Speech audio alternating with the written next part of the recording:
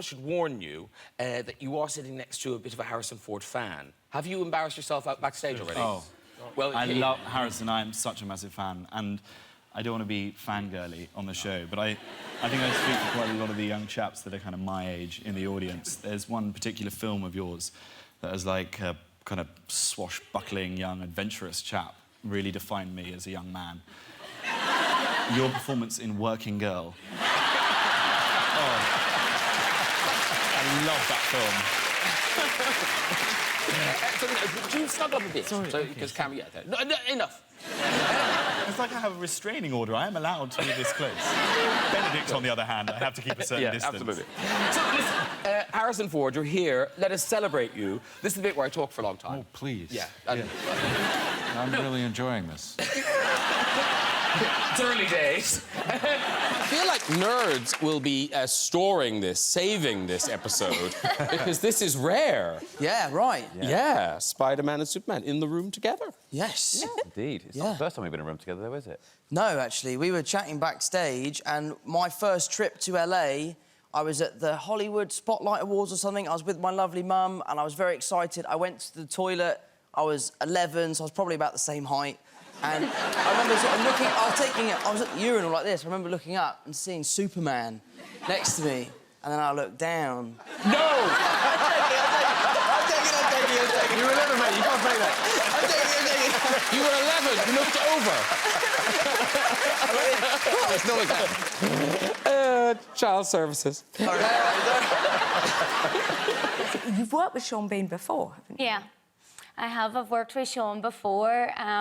I think it actually might have been the second ever TV part I got, and I was delighted. I was playing Sean's girlfriend in flashback scenes, and I was really thrilled, and the entire storyline got cut, and it was just me crying in a bed. But, you know, it was nice to see him again. Yeah. I was super familiar. You're like, hi, remember me? Yeah, what a great time we had. Toby, didn't that happen to you on a huge film? Well, it didn't feel huge. I suppose it did feel huge at the time when they were making Notting Hill. They were worried at the moment where Hugh Grant spills the orange juice onto Julia Roberts' chest. They thought, and then he says, well, come back to my house and I'll change your... You know, you can change and clean up, whatever. And they said, would she go? Would that happen? Maybe she needs something else to make her go. Why don't we get someone in to play a really pestering fan who would make her want to get out of there as quickly as possible, like that. That was the part that I was offered. And they didn't even give me a name. I was just pestering fan. And on the day... Hello, Julia. Hello, Hugh. Yeah, well, Hugh, you know, very kindly said, "Oh, Toby, welcome," like that. I said, "Hi," you know.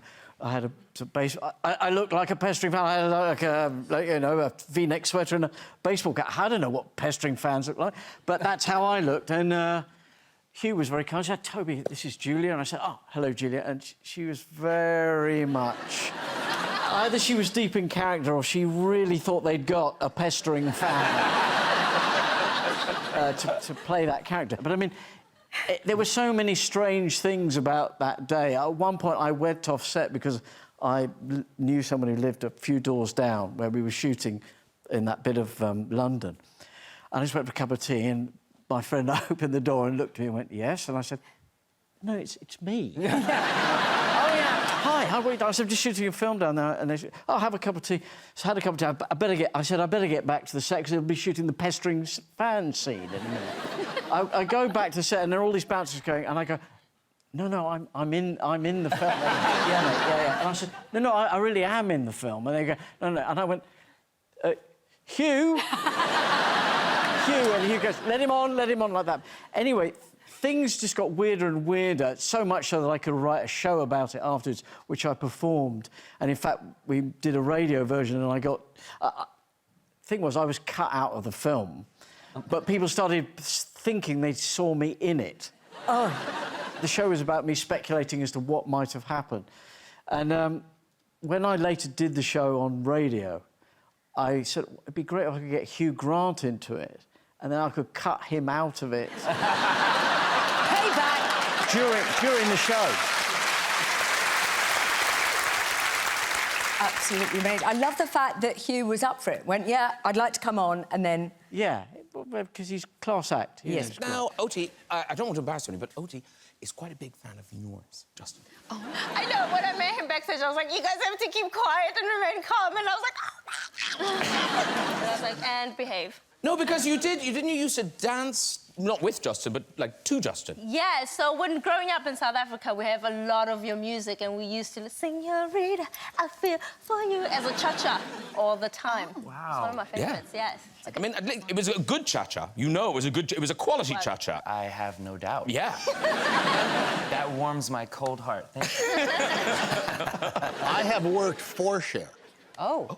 I was a bellman at the Oakland Hilton Hotel, and we got news. You were with one of your rock and roll husbands, and we had your bag, and the word came down that, hey, run this up to Cher's room. So I did, and knocked on the door and opened it, and I put it down, and you came out and you said, yeah, that's it, thanks, kid. And then that was it. So I have worked for Cher. Wow. I'm going to say 75, 76. Yeah. But actually, weirdly, Leo, you did meet Stephen, but it wasn't there. Where was it? Do you remember when we met? Nah, why would you? Why would you? We met in a toilet. Yeah. It was at the Critics' Choice Awards. Yes, that's right. I'd finished my wee. And he went to shake my hands. Washed your hands. I went to shake my hands. Yeah, well, I mean, I'd been, like, drying my hands for, like, 3 minutes, because I was like, I have to say hello to Stephen Graham. I was just, like, drying. I was like, is he done yet? Big bladder. I'm like 52, lads, it takes a bit of time. When you get over a certain age. I was very impatient. I was very excited to meet you, and then because I'd kind of already lost my mind, I just turned around as soon as he was done. Went, hi! He was like, oh, mate, I've just had my knob in my hands. Just had my knob in my hands. And then I washed my hands. You did. You very dried them, and then we shook hands. The etiquette of shaking hands, people. Yeah. Make sure you don't have your knob in it. I like that everyone... I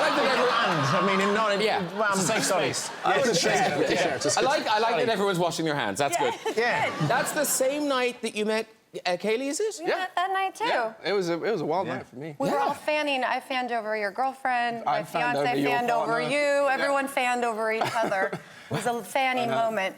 Sorry, a what? Oh, we were all fanning over each other. Like fangirling, fanboying. Funny moment, sorry.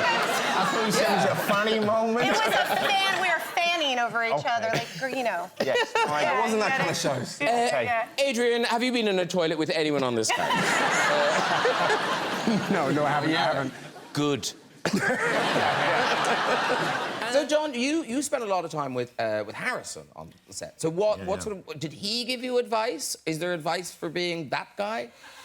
No, I mean... Oh, my God, look how scared he looks. No, Harrison's not the type to really just give advice, but what we did do was, while we were on set, he was sick and tired of just being stuck in central London and having chicken press and veg all the time, so he was just like, I want some real food. So I said, you know what, I'm going to take you to South East London, to the Old Kent Road, and go and get some Nigerian food. And he was like, all right, cool, let's do it. We go to this Nigerian restaurant, we have good food, we chilled out, got in the car back home, slept off, and had an amazing night. Yeah. Harrison Ford's been on the Old Kent Road. And take this, guys, without security, because that's the way you do it. Without any security, he's so down to earth. So down to earth. But the next day, a door fell on him on the set. Yeah, it did. So That's you not pay my a price. Because, Daisy, you hung out with Harrison as well. Was he cool with you? Yeah, he's super cool. But now, you didn't get off to a great start, though, did you? No. The first time I met him, I went, oh, my God, my mum loves you. And he was like, great. And I was like, no, I like you too. Yeah. And then on the set, you also... And then I sat in the pilot seat of the Falcon. So already I was really doing well. Because I'd already piloted it. That's not a spoiler either. And then we stepped on together for me to be the co-pilot, and I went to get into it, and he was like, that's mine. But it should be funny at the time, but it was actually really embarrassing, and JJ was like, oh, my God. But now, talking of working with The Rock, I mean, that was really one of your heroes. I was obsessed with him. But like, but no. It did sound a bit creepy, didn't it? Well, it's going to get creepier. So you made Jungle Cruise. I really like The Rock. But you made Jungle Cruise with him, and was it after that you came home and found your exercise book? Yeah, I found my sketchbook from when I was at school, and in it there were some drawings, some sketches that I'd done of The Rock because I was that obsessed with him. Now, how old Not weird ones. How old were you? Just him naked on a chaise longue. How old were you when you drew this? I was like maybe 13, 14. I know. Thank you. Yeah, it was for my art project at school, and I drew loads of pictures of The Rock, and I sent them to Emily Blunt and said, please don't tell him. Obviously, she sends them straight to him, so now he thinks I'm even weirder than he already did. Does he know that you did them when you were, like, young, or does he think you're doing them now? No, maybe he doesn't. I don't know whether she made that clear. I'd just gone home from the shoot, and I'd been sketching him and then sending them to him. I really miss you. No, I did those when I was a child, not as a grown man. But now you found other sketches in your exercise book. Really freaked me out now. I'm going to have to message him and clarify, just to let you know, these were from 10 years ago. Here are the ones I've done recently. But you found other sketches in the exercise book. Yeah, it's quite weird. It is the quite sketchbook. It was from when I was at boarding school, and so the other sketches in it are... I remember quite vividly when I was at school, because we couldn't, get access to the internet, so it was quite a lot of sort of young, horny boys away at boarding school, and my friends used to ask me to draw quite sort of soft-core pornographic material. So I used to draw sort of half-naked ladies for my friends. Here's a beautiful picture. Lovely. Here's a beautiful picture of the glamour model Katie Price, formerly known as Jordan. Yeah, it's tasteful. I mean, that is... I've just signed it at the top as well. Yeah, Jordan. No, but you have signed it like Jack Whitehall and a little copyright thing. Have I actually put a copyright? Yeah, you put a little copyright over Such a weird little boy. Like, someone would be trying to steal this image and profit from it. Patriotic as well. Now, so, yes, very patriotic. So this is Jordan. Now, this next one's incredible. I have no idea what this next one is. OK, so we are showing... I didn't know whether you wanted to show this or not. What is it? Is it from the sketchbook? It's from the sketchbook. You sent it to us. I don't remember. It's the end of the sketchbook, and it's odd. OK. Now I'm terrified. Well, it's... Should we see it? Yes. This was for an art project. Cindy's very keen now. Yeah, let's see it. This was at the back of the exercise book. I love it.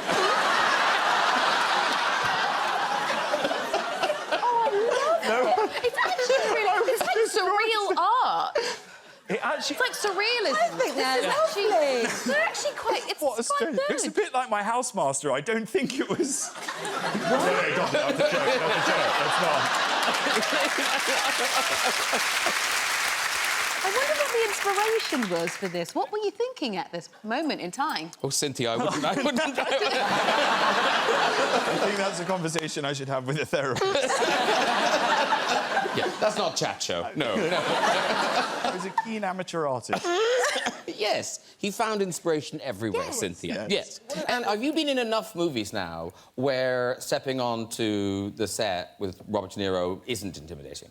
Haven't, no.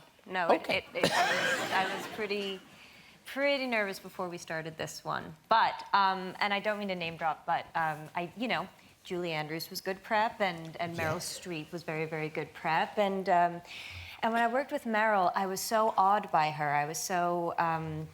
I couldn't get over it. I was such a fan the entire time that I feel like I missed out on the experience working with her. Like, I was too scared to talk. I don't know if it was the character, I don't know if it was Meryl, combination of the two. So this time I decided that I wasn't going to let my fan worship of Bob this is so awkward talking about this while you're right next to me, but stand in the way of having a great time. So I would do my freakouts at home and then show up and just be like, hey, we're working together today, what are you doing? Drinking a coffee, that's cool. Benedict, also huge Harrison Ford fan. Huge. Well, actually, have you met before? Yeah, we have. Embarrassingly, I met you at our agent's party, the UTA in Los Angeles. Our agent? Yeah, well, our agency. We don't have the same agent, but we have the same agency. Oh, good. I think. Did you talk to each other? Yeah, but when I made a complete idiot of myself. I'm you were sure very not. nice. No, I did. I really did. No. I came up to you and I went, I'm a really, really big fan. I used to fantasize about you. And that's why. And I used to fantasize about being Han Solo, Indy. Oh, when I took it the wrong way. No, you took it very well. You just went, well, it takes all sorts. You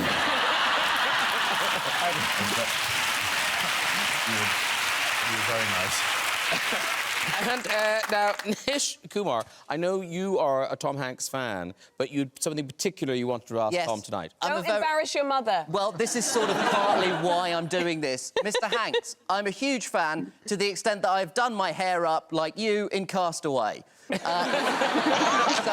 first of all, I just wanted to say I love you. Secondly, you are the only person, without disrespecting any of our wonderful panel, you are the only person in show business who my parents respect. And they have had some qualms over my choice of career as a stand-up comedian. And it would really help me out if you could say to them on camera, Mr. and Mrs. Kumar, Ajit and Beena, if you're feeling informal, your son Nish has made adequate life choices and is going to be fine.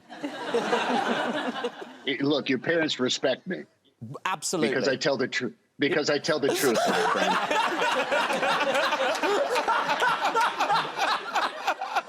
You're asking me to stretch credulity a little bit too far. This may be your most challenging role.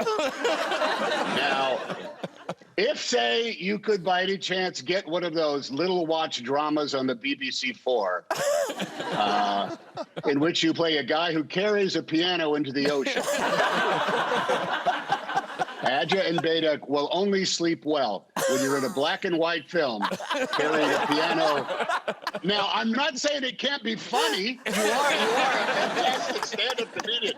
Load it up with all the jokes you want to, but make sure it's in black and white with subtitles, carrying a piano into the ocean. And then you'll be able to do no wrong with those parents. Very good. Now, you've met some people on the guide before. You met Anna at... Where did you meet Anna? Well, if you didn't remember, I would certainly forgive you, but I met you at a very momentous moment for you. You won... I was backstage at the Grammys getting ready to present whatever the hell I was presenting, and you had just won Best New Artist at the Grammys, and Sam comes backstage and is kind of going, do you know where I'm supposed to go? To me. And I'm so, just blown away in this moment that, a person can win Best New Artist at the Grammys, and you think that they go off stage into just a pool of diamonds and roses and bottles and champagne, and instead it's just me, hi, just that girl from that thing I saw you in once, asking for directions. I remember that so clearly. Oh, it was no. very weird. Oh, very God. weird. Well, and there it was. And Oti, you've met Sam before. Yeah. Oh, do you know? Yeah. Let me just first say, so I'm very new to this whole world. So whenever you meet famous people, as a girl from South Africa, I freak out. I freak out. And so I saw Sam, and I was with Daisy Lowe, and we were out, and I was like, when I see Sam, I'm going to remain calm. I'm going to be like, hi, Sam, it's so nice to meet you. I love your music, and I always dance to it on Strictly. So Daisy's like, come on, I'll introduce you. I got there, and I said, hi, Sam, and then I started doing the Running Man. I was like, can you do this, Sam? Can you do that? Oh and then you just looked at me like, bye.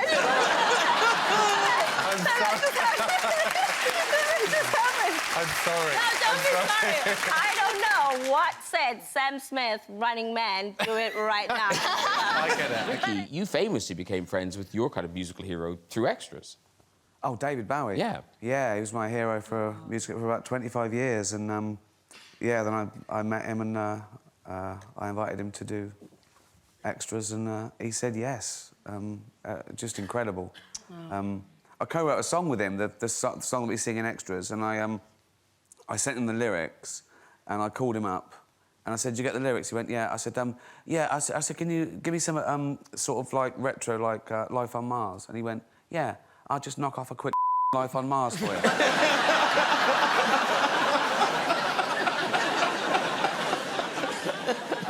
I'll do that. Oh, it was amazing. Wow. It was amazing. To the end, just incredible. An artist to the end and kept putting out material right to the end. It was incredible. Yeah. And did you just get in touch because of extras, or you were friends anyway? No. Well, the first time I met him, I was sort of newly famous, and I was invited to one of those things at the BBC. The Office had just come out, I think, on DVD the first year, and I was invited by Greg Dyke, who was the Director General then, and we went to watch David Bowie with a few other people, and then after, Greg Dyke came up to me and said, "Oh, you're a big Bowie fan, aren't you?" I said, "Yeah, I love him." He said, "Come and meet him." Right, and I went, "Really?" "Yeah, come and meet him. Go on," right? And there was me and Jane and Greg Dyke walking to meet David Bowie, and on the way we went, Salman Rushdie joined us. We went and met David Bowie, and he was very polite. He didn't know who I was. I remember the next day, I was in the pub with my mate, and he said, "What did you do last night?" And I went, "Nothing." And then I got an email from David Bowie saying, "So I watched The Office, what do I do now?" And we sort of became pen pals. I invited him to extras. Then he invited me to play a benefit in New York, my first New York gig, at Madison Square Garden, and he introduced me, and the crowd didn't know he was going to be there, and they went crazy.